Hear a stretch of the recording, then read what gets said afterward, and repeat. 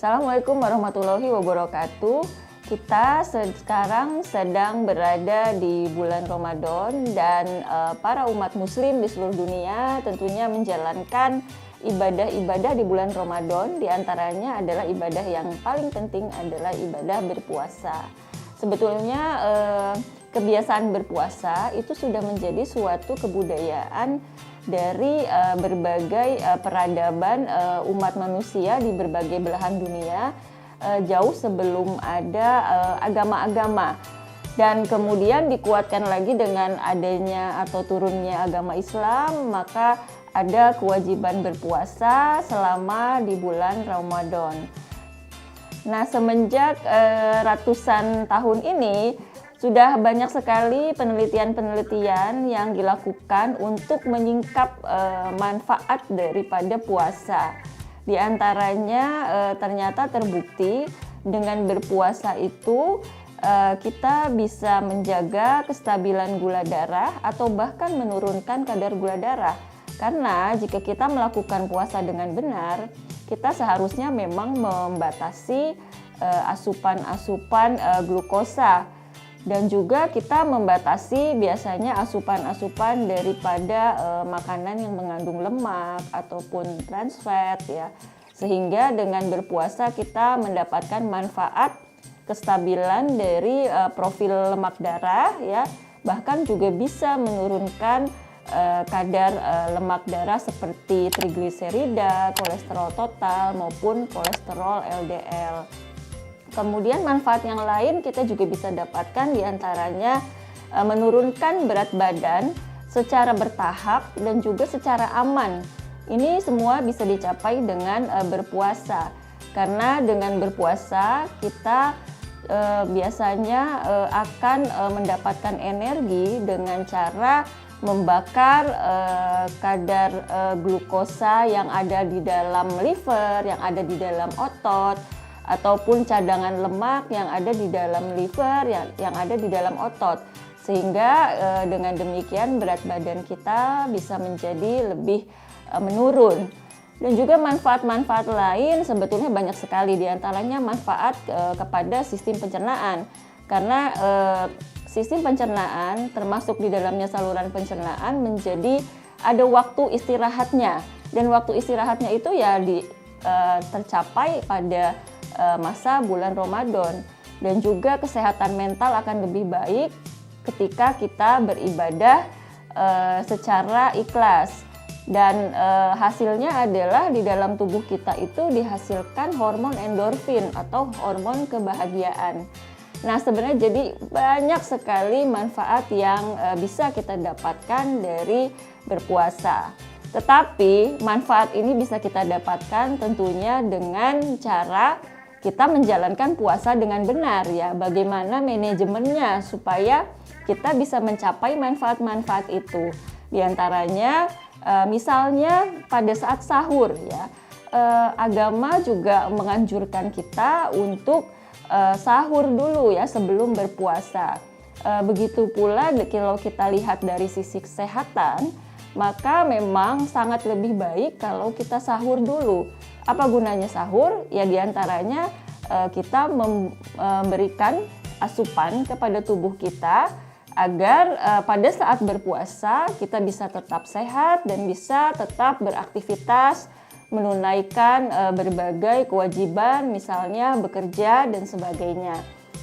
Nah, pada saat sahur sebetulnya yang dianjurkan atau yang lebih baik adalah mulai makan sahur itu beberapa jam sebelum waktunya imsak atau subuh ya. Misalnya kita bisa mulai di jam 3 pagi, misalnya kalau subuhnya jam 4:30 misalnya ya.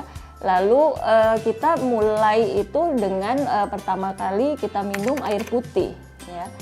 Setelah minum air putih, bagus juga kita meminum beberapa pilihan ya, tapi dipilih salah satu aja dari sekian banyak pilihan minuman herbal. Karena minuman herbal ini juga akan membantu kita untuk memiliki stamina yang lebih kuat ya dalam menjalani puasa. Misalnya minuman herbal yang mengandung jahe, ya, mengandung temulawak, kemudian juga lengkuas, lada hitam. Juga sebenarnya kopi hitam juga akan membantu memberikan stamina kepada tubuh kita. Ini kita bisa lakukan minum atau mengkonsumsi herbalnya secara bervariasi, kita pilih yang mana yang kita lebih suka. Intinya setelah minum air putih, kita minum 1 gelas ramuan herbal, lalu kemudian makan sahur, ya, yang terdiri dari makanan pokok, kemudian lauk pauk, sayur dan buah. Dan bagaimana panduannya? Panduannya sebenarnya yang berlaku secara global, sebenarnya di seluruh dunia itu disarankan healthy and balanced diet. Atau kalau pedoman di Indonesia namanya isi piringku, ya.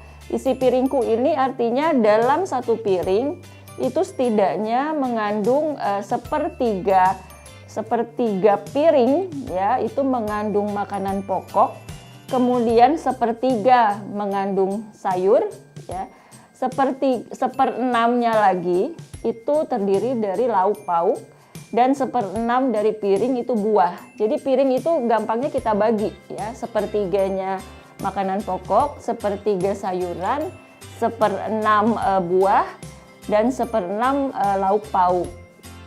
Nah, setelah kita makan makanan yang 1 piring tadi, kita tentu akhiri dengan minum air putih kembali, ya. Dan pada saat kita minum air putih ini juga kita bisa mengkonsumsi beberapa jenis suplemen, ya, jika dirasakan apa yang kita makan ternyata pada saat itu kurang memenuhi persyaratan, dalam arti misalnya buahnya ternyata tidak mencapai 1/6 piring misalnya, atau sayur-mayurnya tidak mencapai 1/3 piring misalnya. Nah, ini kita bisa bantu dengan mengkonsumsi suplemen, misalnya suplemen vitamin C, ya. Atau misalnya ketika berpuasa kan umumnya kita tidak sempat berjemur, ya, di bawah sinar matahari, karena kalau berjemur nanti kita keringetan, khawatirnya kita haus. Nah, ini kita bisa mengkonsumsi suplemen vitamin D. Terutama suplemen ini dianjurkan untuk orang-orang yang kadar vitamin D di dalam darahnya kurang dari normal, ya, sehingga pada saat sahur itu adalah saat yang tepat untuk mengkonsumsi beberapa suplemen ini. Jadi kalau kita rangkum, selama sahur ini sebenarnya minimal kita meminum air putih itu 2 gelas, ya. Bisa juga 3 gelas. Tidak disarankan lebih dari 3 gelas, karena justru kalau kita lebih dari 13 minum di saat sahur, nah ini terkadang malah membuat kita lebih ingin untuk buang air kecil. Malah akhirnya lebih cepat terbuang cairan dari dalam tubuh kita. Kemudian pada saat sahur juga tidak dianjurkan mengkonsumsi minuman-minuman bergula, ya, atau makanan-makanan dengan kadar gula yang tinggi. Mengapa demikian? Karena justru gula yang tinggi ini juga akan memicu kita untuk lebih cepat buang air kecil. Nah, itu juga akan membuat rasa haus. Kemudian makanan yang bergula tinggi itu juga akan membuat kita lemas ketika menjalankan ibadah puasa, dan bahkan juga lebih cepat mengantuk ketika kita beraktivitas misalnya di pagi hari ataupun di siang hari atau di sore hari. Maka tentu ketika kita menjalani hari-hari sebelum waktunya berbuka puasa, tentu kita hindari berpanas-panas misalnya, sehingga kita mengurangi keringat, ya. Kalau keringat terlalu banyak keluar, tentu kita akan menjadi lebih mudah dehidrasi. Sebelumnya tentu rasa haus dulu yang muncul.